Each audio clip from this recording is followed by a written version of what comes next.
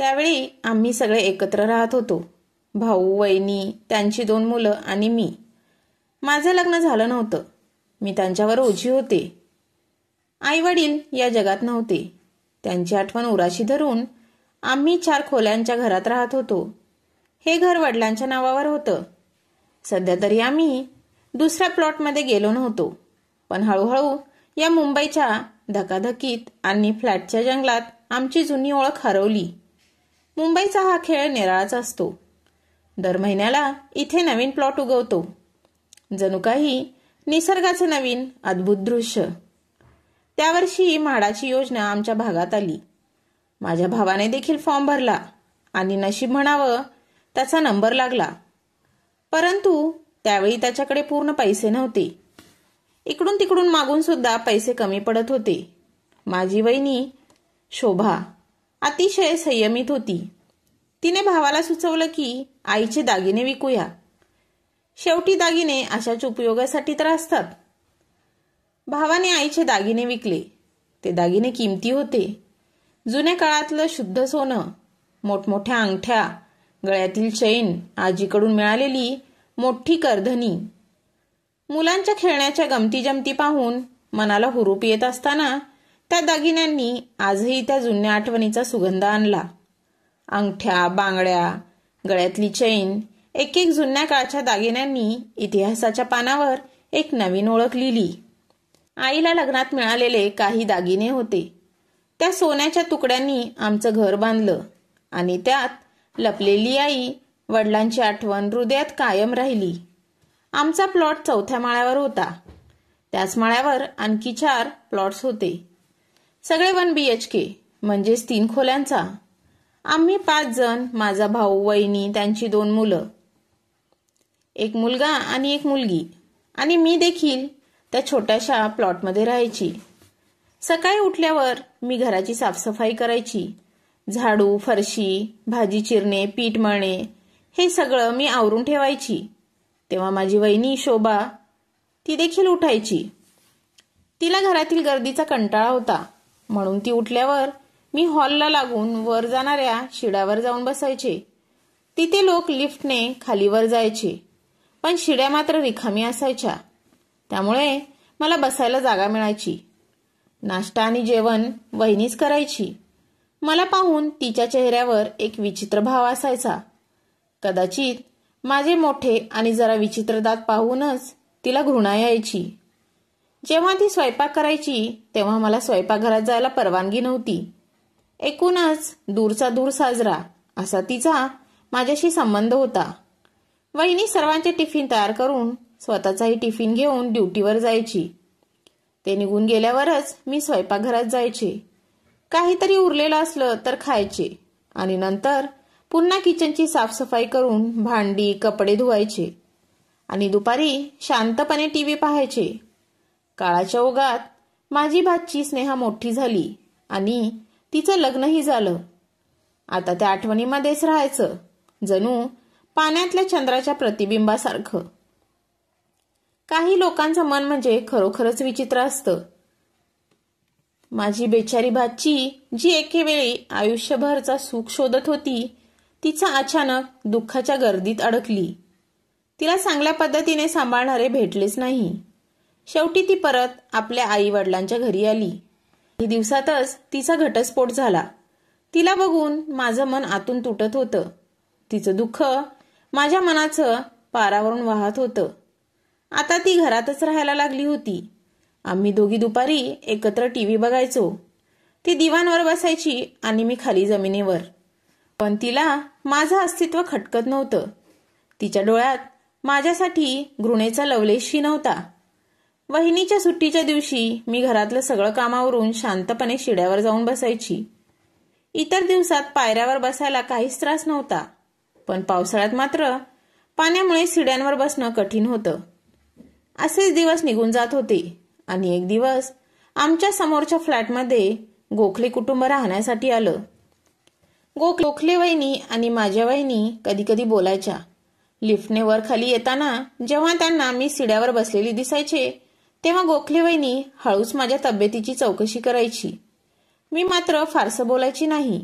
माझे ओठ जास्त न हलवता त्यांच्यासोबत हलकसं हसत होते, कारण मला वाटायचं कोण जाणे माझ्या दातामुळे कुणाचं मन खट्टू होईल. म्हणूनच मी कधीही त्यांच्याबरोबर जास्त मनमोकळं बोलली नाही. त्यामुळे हळूहळू त्यांनीही मला विचारायचं सोडून दिलं. पण समोरासमोर आल्यानंतर त्या हलकसं हसून जायच्या. माझ्या वहिनी मला नेहमी म्हणत असे की तुझे दात खूप घाणेरडे दिसतात, आणि त्यामुळेच मी विचार करायची, जसं वहिनीला माझ्या दाताबद्दल घृणा वाटते तसंच इतरांनाही वाटत असेल. याच कारणामुळे मी हळूहळू बोलणं आणि माणसासमोर हसणं अगदीच सोडलं होतं.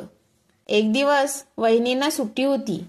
त्यांनी प्रेमाने गरमागरम भजे बनवले. एका प्लेटामध्ये भजे भरून त्यांनी मला गोखले वहिनीच्या घरी देऊन यायला सांगितले. मी लाजत लाजत तिथे गेले आणि गोखले वहिनींनी मला आतमध्ये बोलावलं आणि बसायला सांगितलं. मी थोडं संकुचित मनाने बसले. गोखले वहिनी म्हणाल्या, तू त्यांच्याकडे काम करतेस का? मी हलकं हसत तोंडावर हात धरून उत्तर दिलं, नाही नाही, हे माझ्या भावाचं घर आहे, मी इथे राहते. त्यांच्या चेहऱ्यावर तर एक आश्चर्याचा भाव उमटलं आणि त्यांनी परत विचारलं, काय, तू खरंच त्यांची बहीण आहेस? मी पुन्हा हो म्हणाले आणि त्या क्षणी त्या शांत झाल्या. त्यांना पाहून मी आतून लाजेने अगदी तळमळत होते. त्यांना वाटलं मी घरकाम करणारी आहे. त्यांनी मला चहा दिला. चहा पिल्यानंतर मी तिथे थोडा वेळ बसले आणि परत घरी आले. त्या दिवशी आमच्यात फार कमी बोलणं झालं, पण त्यांच्या साधेपणातच मला त्यांचं मन जडलं होतं.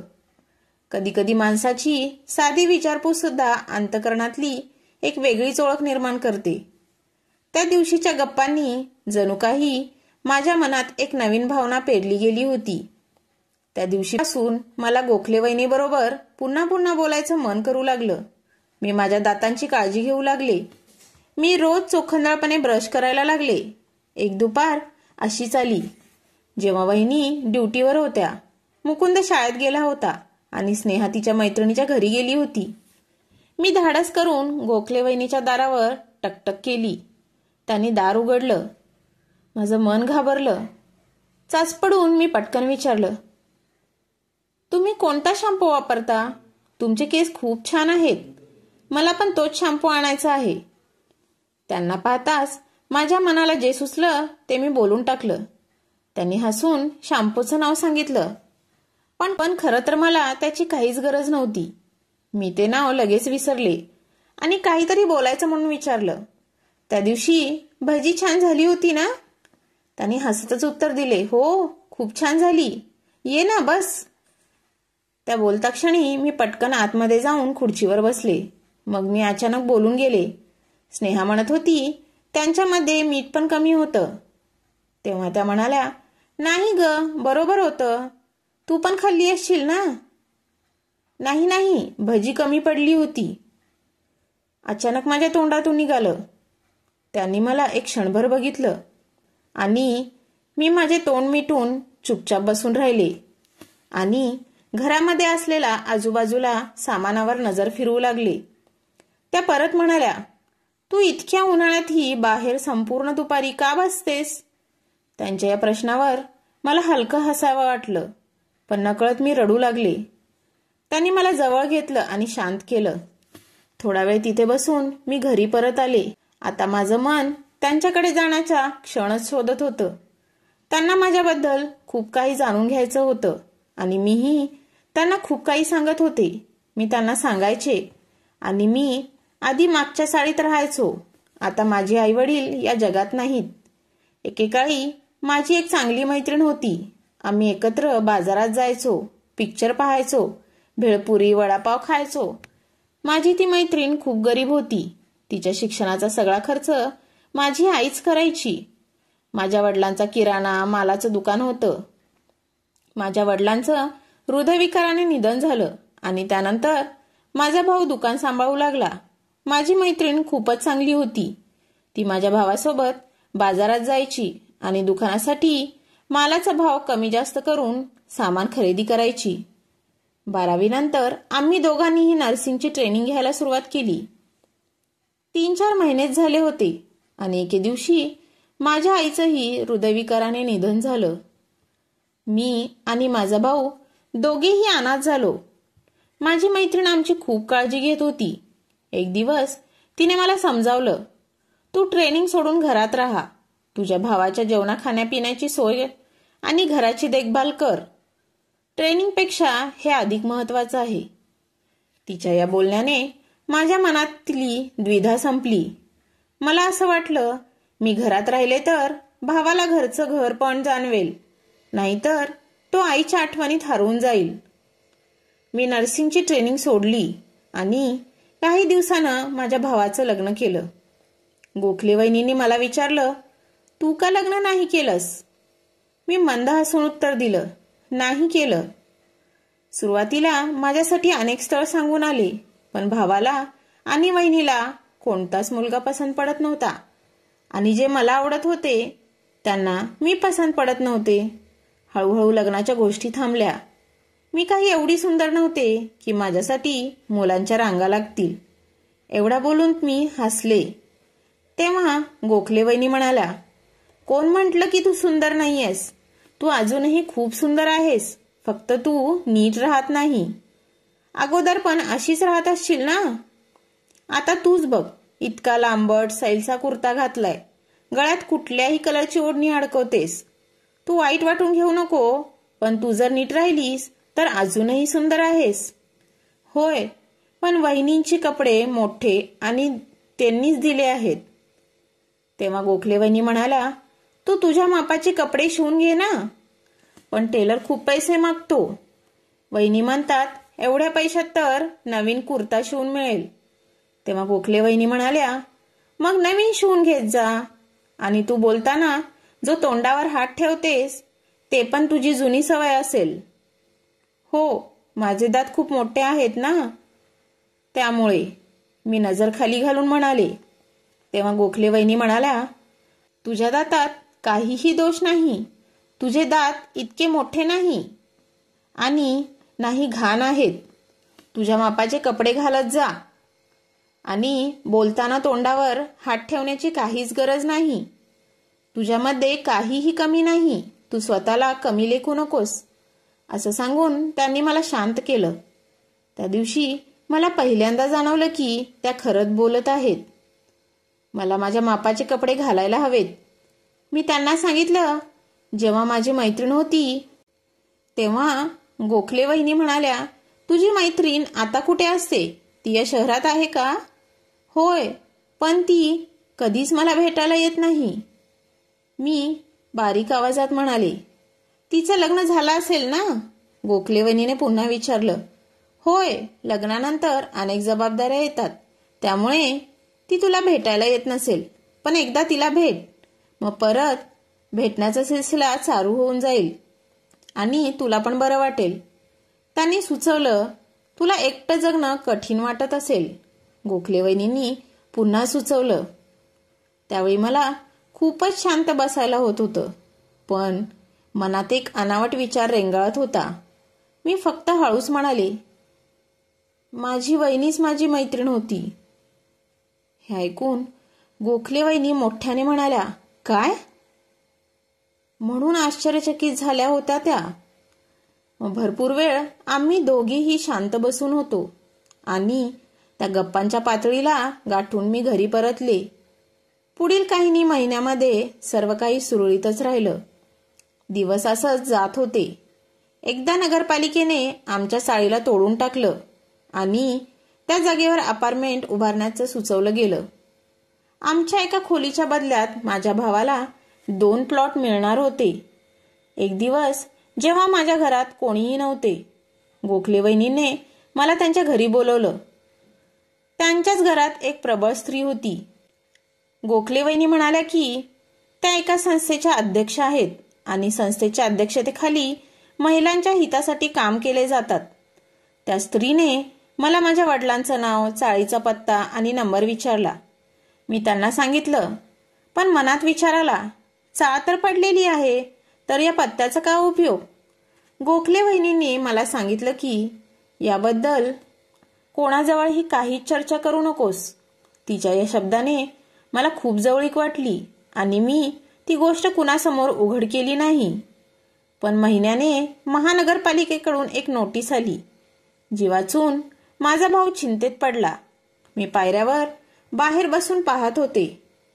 अनिल वहिनीशी बोलत होता की मी खोलीचा एकटा वारस नाही आणि कोणीतरी तक्रार केली आहे आणि आता तपासणी होईल.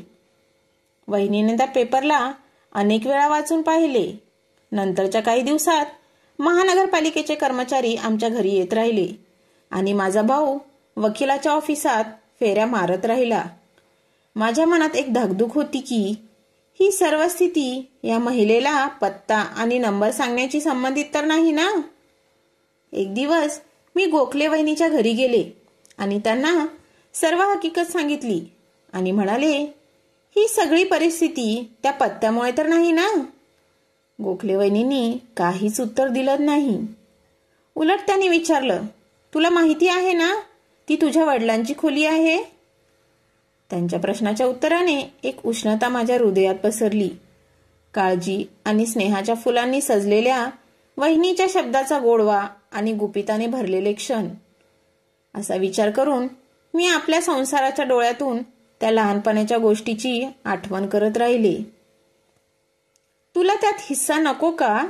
गोखले वहिनीने विचारले. त्यांचा हा प्रश्न मनाच्या गाभाऱ्यात झिरपून गेला. हिस्सा? काय करू मी हिस्सा घेऊन? मी तर इथेच राहते. तेव्हा त्या म्हणाल्या, हो, पायऱ्यावर बसून, दुसऱ्याचे कपडे घालून, उरलेलं खाऊन आणि कधी कधी मिळाली तर न खाऊन सुद्धा. असा संतोष करून? त्यांच्या बोलण्याच्या आवेशाने मी अक्षरशः त्यांच्याकडे बघतच राहिले. काय नातं आहे यांचं माझ्याशी? तरीही किती आपलेपणा वाटतं.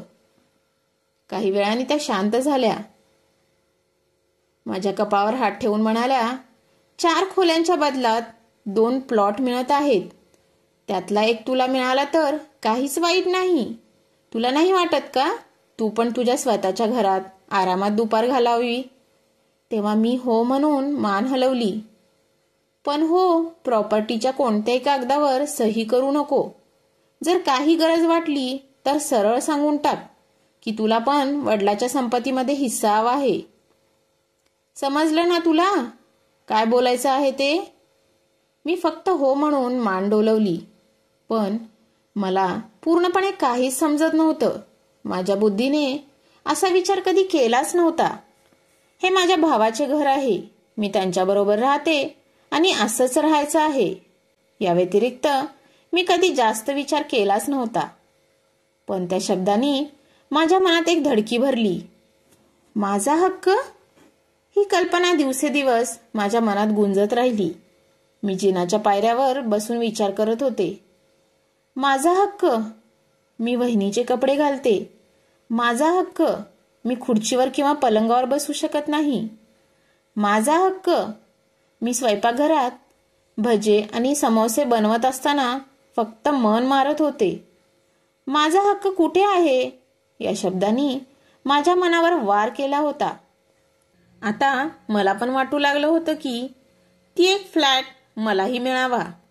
दादा आणि वहिनी सतत अंदाजा लावत होते की तक्रार करणारी व्यक्ती बिल्डिंग मधली किंवा एखादा नातेवाईक असेल. एक दिवस माझ्या भावाने एक पेपर ठेवून मला म्हणाला, या ठिकाणी सही कर. मला गोखले वहिनीचं बोलणं आठवलं. मी विचारलं, काय आहे हे? माझी सही काय हवी आहे? तेव्हा दादा म्हणाला, रूमचे पेपर आहेत. दोन्हीही प्लॉट माझ्या नावावर करायचे आहेत. माझ्या भावाला विश्वास होता मी त्याच्या बोलण्यावरून सही करेल. पण मी सही करण्यास नकार दिला.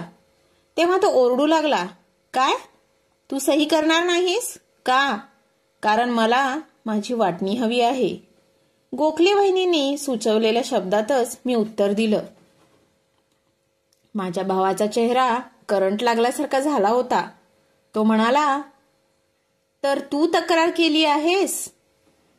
नाही, मी काही केलं नाही. पण मला माझा हिस्सा हवा आहे. एवढे वर्ष भावापुढे गप्प राहून होते आणि जेव्हा मी बोलले ते सरळ माझा हिस्साच मागितला. त्याने एक जोरात धक्का दिला त्यामुळे मी फरशीवर पडले. तो ओरडत होता, किती वर्षापासून मी तुला सांभाळत आहे. तू माझा उपकार मान्य करण्याऐवजी मला हिस्सा मागत आहेस. आई बाबा जाऊन 25 वर्षे झाली आहेत. मी जर तुझा सांभाळ केला नसता तर रस्त्यावर भीक मागावं लागलं असतं तुला. त्यावेळी तुझं डोकं एवढं चांगलं चाललं नाही आणि आता हिस्सा मागत आहेस. तो ओरडत होता. मी फरशीवर बेशुद्ध होऊन पडले होते. लागल्यामुळे नाही तर मनावर झालेल्या घावामुळे. अंगातलं सगळं अवसानच निघून गेलं होतं. मी स्वतःला उठू शकेल असं वाटत नव्हतं. मुकुंद आणि नेहा घरामध्येच होते. मुकुंदकडून तर अपेक्षा करू शकत नव्हते, पण कदाचित स्नेहा येईल असा विचार करत होते, पण तीही आली नाही. मी हताश होऊन स्वतःच उठले. भाऊ अजूनही ओरडतच होता. मी शांत राहिले, पण सही केली नाही. पुढील काही दिवस वहिनी आणि दादाने अनेक प्रकारे मला समजावण्याचा प्रयत्न केला. प्रेमाने, लालचीने, शक्तीने, फटका मारून सुद्धा. पण मी अजिबातच हलले नाही. गोखले वहिनीच्या शब्दामध्ये मला अधिक विश्वास वाटत होता. एक दिवस भावाचे धैर्य संपले. त्याने मला खूप शिव्या दिल्या, माझ्यावर हात उचलला आणि शेवटी मला घरातून बाहेर काढले. 2 अपार्टमेंट सोडून मी दूरच्या नात्यातील मावशीच्या घरी गेले. मावशी म्हणाल्या, मी तुमच्या भांडणात पडणार नाही, पण तू कितीही दिवस राहू शकतेस. मी मावशीच्या घरी राहू लागले. दादा कोर्टात हे सिद्ध करू शकला नाही की तो माझ्या वडिलांचा एकुलता एक मुलगा आहे आणि मी माझा हिस्सा सोडण्यास तयार नव्हते. याच प्रकारे 2 प्लॉटमधून 1 प्लॉट माझ्या नावावर होण्याची प्रक्रिया सुरू झाली. त्यासाठी 1 वर्षाचा वेळ बाकी होता. मी मावशीच्या घरात राहायला लागले. मावशीने एका जवळच्या किराणा दुकानात माझ्यासाठी काम बघितलं. मावशीला एक मुलगी होती जी आपल्या सासरच्या घरी राहायची. मी माझ्या कमाईतील काही पैसे मावशीला देत होते आणि घरातली कामे पण सांभाळत होते. त्यामुळे मी मावशीवर कोणत्याही प्रकारे भार बनले नव्हते. आता मन मोकळा श्वास मी घेत होते आणि मनातच गोखले वहिनीला धन्यवाद देत होते. कधी कधी मला त्यांना भेटायची इच्छा व्हायची, परंतु त्यांच्या घरी जाऊन भेटल्यावर पुन्हा भावाला शंका येईल. त्यामुळे कधी कधी रस्त्यात जाताना भेट होत असे तेव्हा मला खूप आनंद होत होता. मावशीच्या घरात राहत असताना माडा ऑफिसमध्ये मावशीच्या पत्त्यावरून एक पत्रिका आली.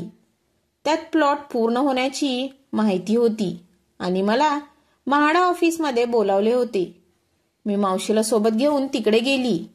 माझा भाऊही तिथे उपस्थित होता. त्याला पाहून मला एक क्षणासाठी आनंद झाला, परंतु त्याने माझ्याकडे रागाने बघितले आणि आपली नजर दुसरीकडे वळवली. तो मावशी बरोबरही बोलला नाही, त्यामुळे मला खूप दुःख झाले. मी विचार करू लागले, काय करू हा प्लॉट घेऊन जर माझा भाऊ माझा राहिला नाही. पण हे भावना तात्पुरती होती. लवकरच मला गोखले वहिनीचे शब्द आणि भावना हे आठवलं. मी पण तोंड फिरून प्लॉटचे पेपर आणि चावी घेऊन घरी परत आले. मावशीने माझ्यासाठी एक शेगडी, काही आवश्यक भांडे, थोडेसे राशन विकत घेतले. हे सर्व सामान घेऊन मी माझ्या नवीन घरात गृहस्थीची तयारी करू लागली. मी अजून किराणाच्या दुकानावरच काम करत होते आणि प्रत्येक दिवशी मावशीच्या घरी जाऊन त्यांना भेटत होते. माझ्याकडे सर्व काही होते, पैसे, घर, सुख, शांती. तरीही काही वेळा माझ्या भावाची आणि त्यांच्या मुलाची खूप आठवण येत असे. कधी कधी रस्त्यात मुकुंद किंवा स्नेहा मला भेटतात, परंतु मला पाहून ते लगेच आपला मार्ग बदलतात आणि तोंड फिरून निघून जातात. असे जणू काही मी त्यांना दिसतच नाही. आणि हे ज्या दिवशी घडत असे त्या दिवशी मी मावशीकडे जाऊन तासन तास रडत असे. आता तर मी नोकरी सोडली होती आणि घरात पेंगेस ठेवले होते. 3 मुली आहेत आणि त्यांचे जेवण मी बनवून देते. इतके पैसे मिळतात की माझं जीवन आरामात चालतं. माझ्या मृत्यूनंतर या प्लॉटचे काय होईल ही चिंता मावशीला होती. गप्पा गोष्टी करत असताना त्या कधी कधी म्हणत होत्या, मुकुंदच्या नावावर वसियत कर. पण मी म्हटलं, मुकुंदच्या नावावर नाही, स्नेहाच्या नावावर वसियत केली आहे. ती घटस्फोट घेऊन माहेरीच असते. तिची ही अवस्था माझ्यासारखी होऊ नये म्हणून. अखेर तिला पण एकच भाऊ आहे. म्हणूनच मला काळजी वाटते की भविष्यात तिचीही परिस्थिती माझ्यासारखी व्हायला नको. तर मित्रांनो, हा व्हिडिओ तुम्हाला कसा वाटला हे कमेंट बॉक्समध्ये जरूर सांगा आणि चॅनलवर नवीन असाल तर सबस्क्राईब करायला विसरू नका. धन्यवाद.